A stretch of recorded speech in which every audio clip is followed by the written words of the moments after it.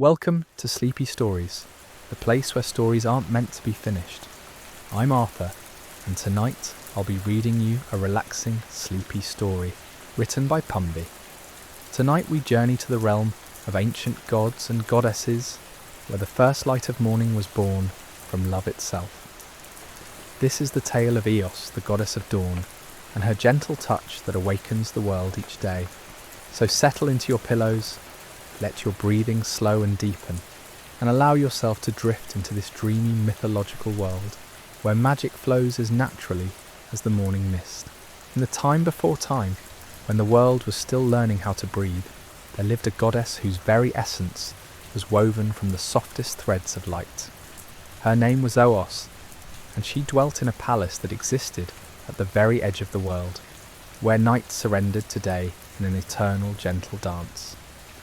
The palace walls were made of pearl and rose quartz, catching and reflecting the first whispers of dawn that she herself created each morning with tender care. Eos was not like the other gods who ruled with thunder and lightning, demanding worship through fear and spectacle. Instead, she moved through the cosmos with the quiet grace of a mother, tucking her children into bed. Though her gift was the opposite, she awakened the world with such gentleness that even the heaviest sleepers would stir with smiles upon their faces, never startled, never jarred, but coaxed into consciousness by her loving touch. Her hair flowed like spun gold mixed with the palest pink of cherry blossoms, and when she walked, it trailed behind her like morning mist across a peaceful meadow. Her eyes held the colour of the sky just before sunrise, that perfect moment when deep blue melts into the softest lavender, then transforms into the warm amber of early light.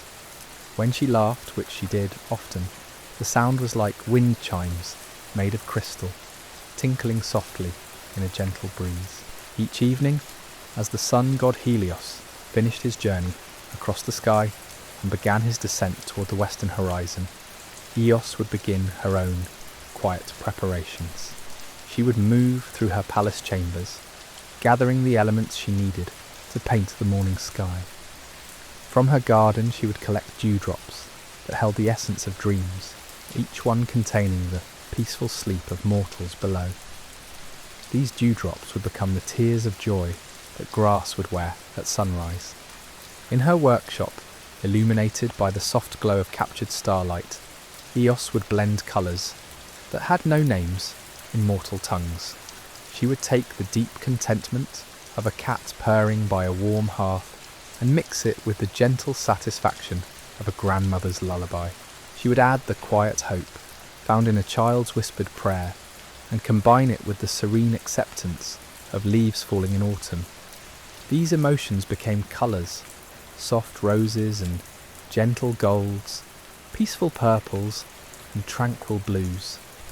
But Eos was lonely in her beautiful palace at the edge of the world. The other gods were too busy with their dramatic affairs, their wars and conquests, their jealousies and schemes. They moved through existence like storms, powerful and commanding, while Eos preferred the quiet company of growing things and gentle creatures. She found solace in the way flowers turned their faces toward her approaching light, and comfort in the soft songs of early birds who sang to welcome her daily gift. One evening, as she prepared for the next day's dawn, Eos noticed something different in the world below. There was a mortal, a young man named Tithonus, who sat by his window each night, not sleeping as others did, but watching and waiting. Unlike most mortals who took her gift of sunrise for granted, rushing into their busy days without pause, this young man would sit quietly and observe each transformation of the sky. He would watch as she painted her gentle colours across the heavens, and she could see in his face a deep appreciation for the beauty she created. Night after night, Eos found herself lingering a little longer over his part of the world, taking extra care with the colours she spread across his dawn sky. She would watch him as he watched her work, and slowly something beautiful began to bloom in her immortal heart. Love, she discovered, was like the dawn itself. It came gradually, softly, painting the darkness with new light until suddenly everything was transformed. Tithonus, unaware that the goddess of dawn had taken notice of him, continued his nightly vigil. He was a prince, but not one who cared for the usual pursuits of royalty. While others slept or revelled through the night, he found peace in these quiet hours before sunrise. He had always felt that something magical happened in those moments when night gave way to day, as if the world was being reborn fresh and new, full of infinite possibility. As the seasons turned and Eos continued her gentle courtship through increasingly beautiful sunrises, she began to leave small gifts for Tithonus. A flower that bloomed only at dawn would appear on his windowsill. A butterfly with wings that caught the morning light in impossible ways would dance outside his window. These small tokens of affection filled the mortal prince's heart with wonder, though he could not yet understand their divine origin. The goddess found herself changing in ways she had never experienced. Where once her dawns had been beautiful but consistent, now they became works of art, each one unique and special. She would spend hours considering which shade of pink would best express her growing affection, which golden hue would most perfectly capture the joy she felt when she saw Tithonus smile at her handiwork. Other mortals began to notice that the sunrises had become more spectacular. Poets would wake early just to witness the daily masterpiece that painted itself across the sky. Artists would try desperately to capture the colours that seemed to change and shift with an inner light that no earthly pigment could match. But none of them understood that they were witnessing the visual poetry of a goddess in love. In the celestial realm, Eos's sister goddesses began to whisper among themselves. Selene, the moon goddess, would complete her nightly journey and find Eos still working on her dawn preparations, humming softly to herself with a dreamy expression that was entirely new. Aurora's other divine siblings noticed that she had become distracted during their gatherings, often gazing off into the distance with a gentle smile playing about her lips. The change in Eos was not just visible to her fellow deities, the very nature of dawn itself began to transform under the influence of her newfound love. Where once the transition from night to day had been simply beautiful, now it carried with it a sense of hope and possibility that touched every living thing. Plants seemed to grow more vibrantly in her light. Birds sang more sweetly in greeting to her arrival. Even the morning dew seemed to sparkle with extra brilliance, as if each drop contained a tiny piece of the goddess's happiness. But love, even divine love, brings with it both joy and sorrow, hope and fear. As Eos's feelings for the mortal prince deepened, she began to face a truth that would challenge everything she understood about her immortal existence. The truth was as old as time itself. Gods were immortal, but mortals were not. Even as her love bloomed like the most perfect sunrise she had ever created, Eos knew that Tithonus would age, and eventually fade from the world, leaving her to paint countless dawns alone once more. This knowledge settled in her heart like a gentle ache, the way morning mist settles in quiet valleys, beautiful but tinged with melancholy. Yet love, she discovered, was stronger than fear. Each morning, as she spread her rosy fingers across the sky above Tithonus's palace, she chose to embrace the joy of the present moment rather than dwell on the sorrow that might come. She had learned something that even the wisest gods sometimes forgot, that the beauty of love lies not in its permanence, but in its presence, like the dawn itself, precious because it comes and goes with each turning of the world. One particularly serene morning, when the air was soft with the promise of spring and the cherry blossoms were beginning to unfold their delicate petals, Eos made a decision that would change both their destinies. She would reveal herself to Tithonus, not in the overwhelming glory that gods usually displayed to mortals, but in a way that would be as gentle as everything else about her nature. As the prince sat in his customary place by the window, watching the eastern horizon begin to glow with the first hints of her approach, Eos allowed herself to take mortal form. She appeared not with thunder and lightning, not with golden chariots or dramatic proclamations, but simply as a beautiful woman walking through his garden in the pre-dawn light. Her footsteps leaving traces of morning dew that sparkled like tiny diamonds on the grass. Tithonus saw her from his window and felt his heart skip in a way that had nothing to do with surprise and everything to do with recognition.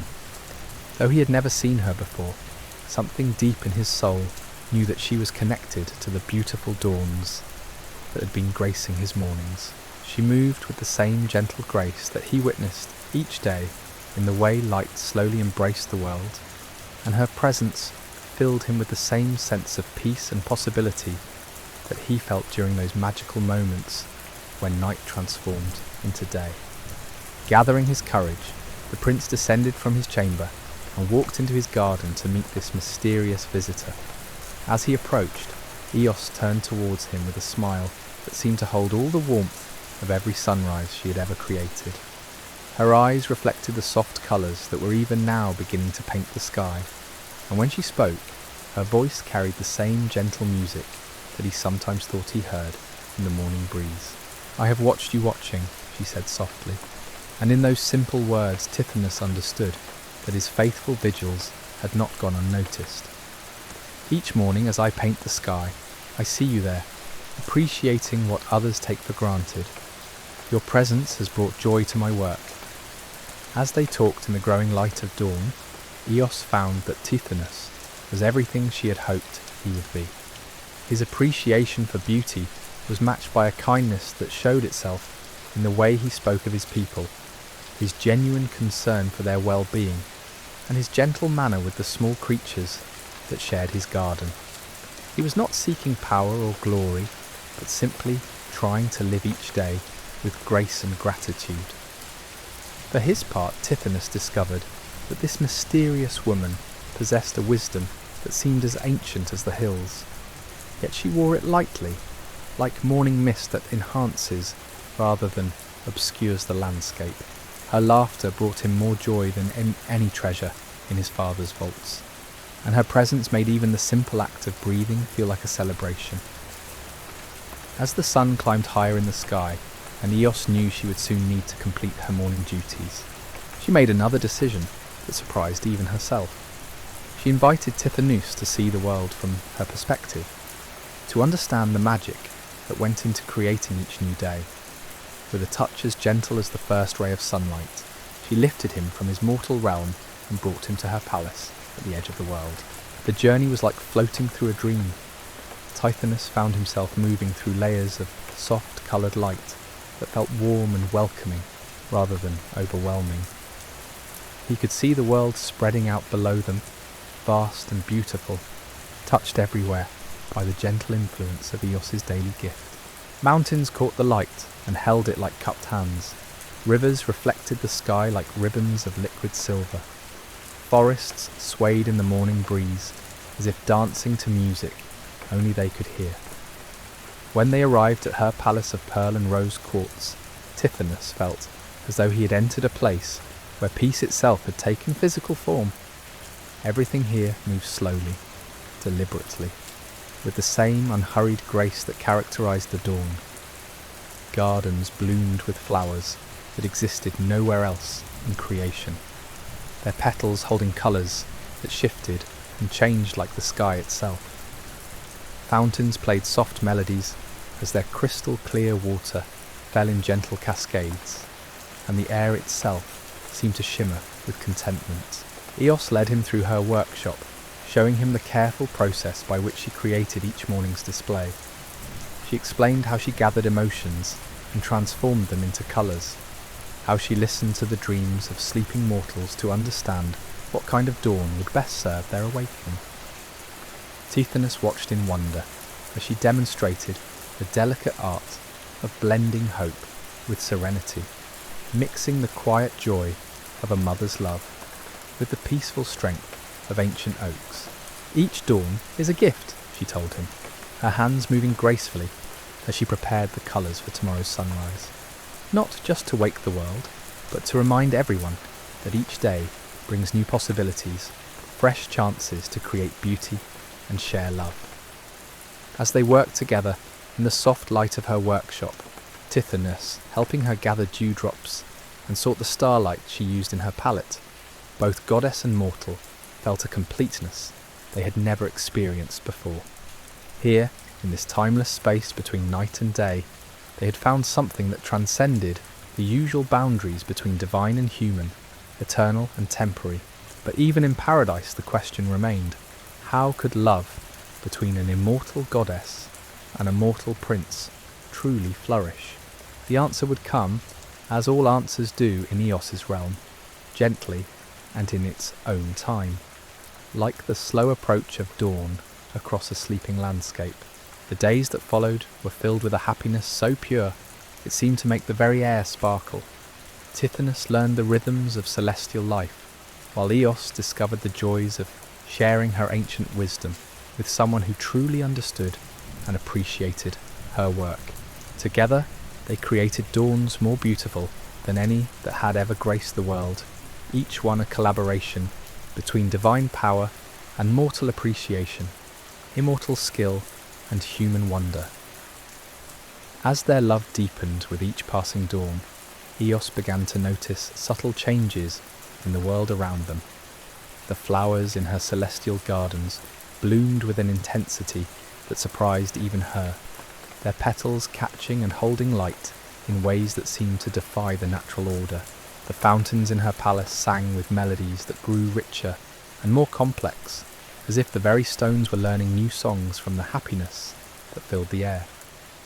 Tithonus, for his part, found that his mortal senses were becoming more acute in this divine realm. He could hear the whispered conversations of morning breezes, understand the gentle language that flowers spoke as they turned toward the light, and feel the pulse of growing things as they reached toward each new day. His presence seemed to ground Eos's ethereal nature, while her divine essence elevated his mortal understanding to heights he had never imagined possible. Together, they would walk through her gardens in the hours before dawn, Tithonus sharing stories of mortal life, while Eos described the ancient rhythms that governed the celestial world.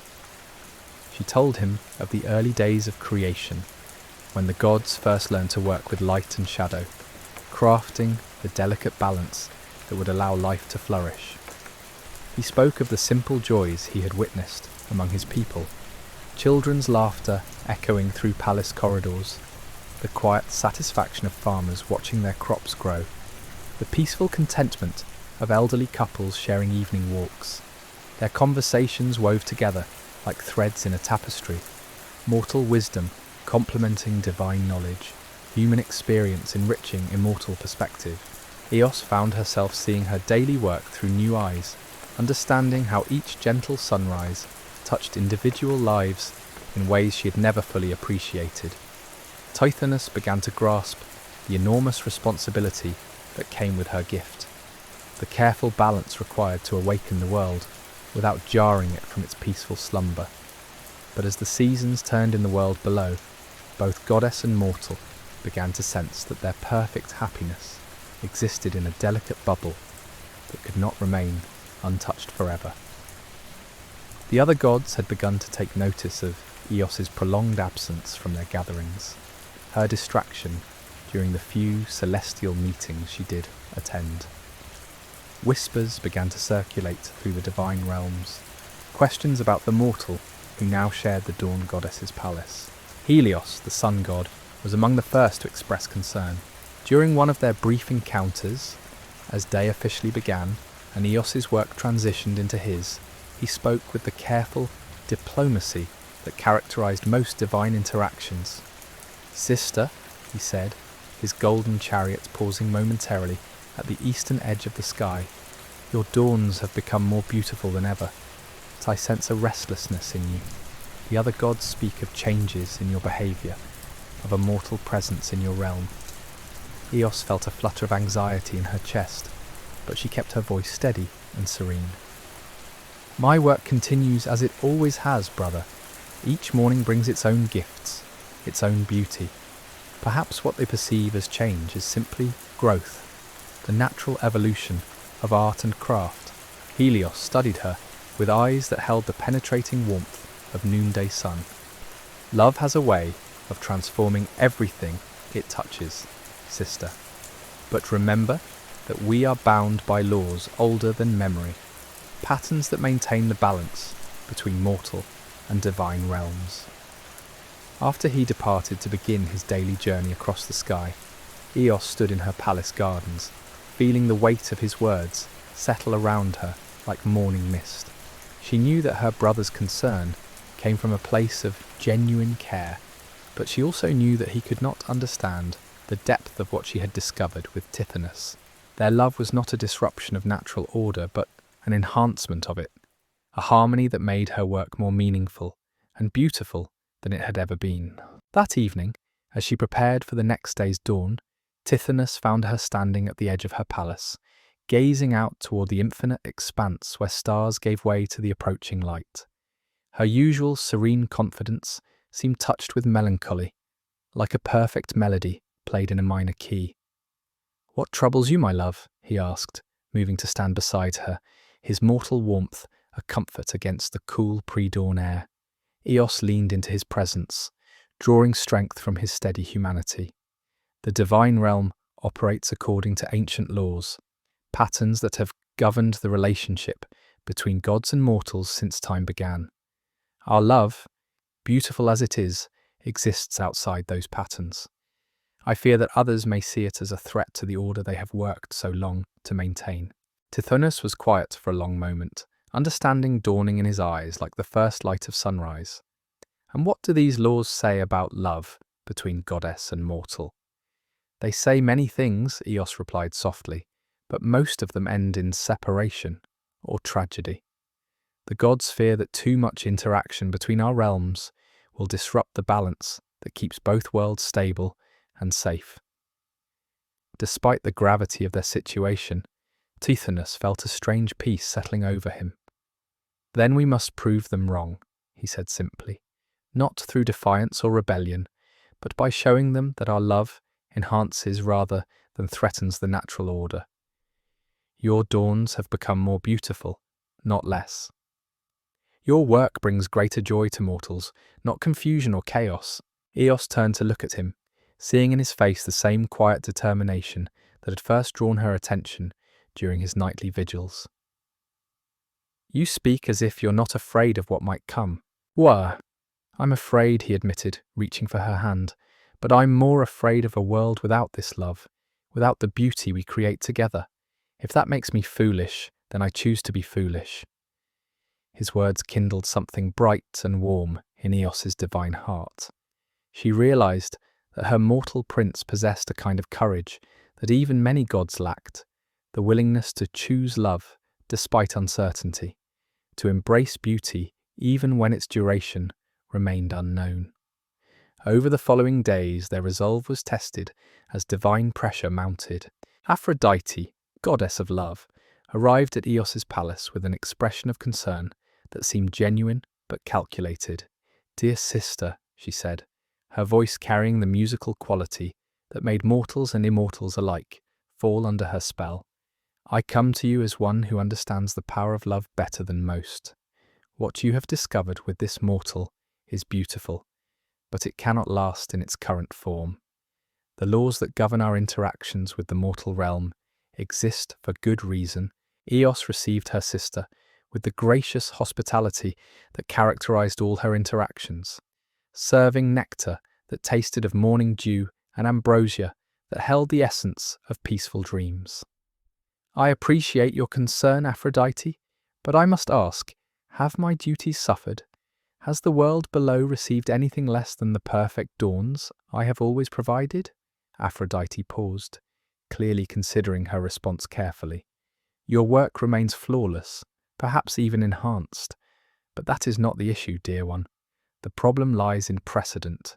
If one goddess may freely take a mortal lover, others may follow. The boundaries between our realms could dissolve, leading to chaos that none of us can predict or control."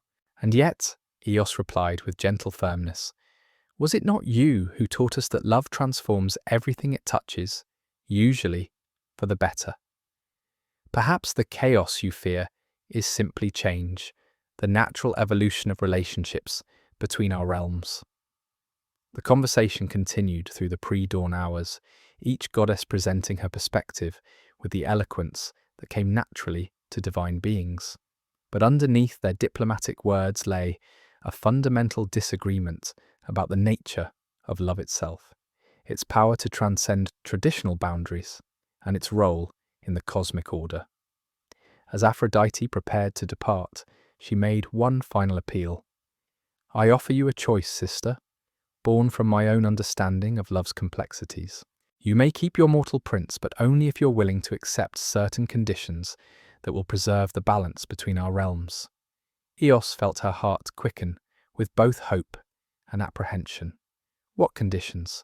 "Immortality for Tithonus, so that your love need not be limited by his mortal lifespan. But this gift comes with restrictions. He may remain in your celestial realm, but he cannot return to the mortal world. His existence will be tied to yours, his purpose linked to your divine duties. He will become part of the dawn itself, eternal but bound." The offer hung in the air between them like morning mist, beautiful but insubstantial, promising much while concealing potential complications. Eos understood that this was likely the most generous compromise the divine council would offer, but she also recognized that accepting it would fundamentally change both her nature and Tithonus's humanity. "I must discuss this with him," she said finally. "Such a choice affects us both, and it would be wrong to make it without his full understanding of what it would mean." Aphrodite nodded, her expression softening with what appeared to be genuine sympathy. "Of course, but know that this offer will not remain open indefinitely. The other gods grow increasingly concerned about the precedent your relationship might set. Choose wisely and choose soon." After the goddess of love departed, Eos found herself standing once again at the edge of her palace, but this time the approaching dawn felt heavy with the weight of impossible decisions. The choice before them was both a gift and a burden. Eternal love, but at the cost of Tithonus's mortality, his connection to the human world that had shaped him into the man she loved. When she shared Aphrodite's offer with Tithonus, he listened with the same thoughtful attention he had always given to her words. But she could see in his eyes the same complex emotions that churned within her own heart. Joy at the possibility of eternal love, sorrow at the thought of permanent separation from his mortal life, and uncertainty about what such a transformation might mean for their relationship. "What do you think?" she asked, though she suspected she already knew his answer. Tithonus was quiet for a long moment, his gaze fixed on the horizon where the first hints of dawn were beginning to appear.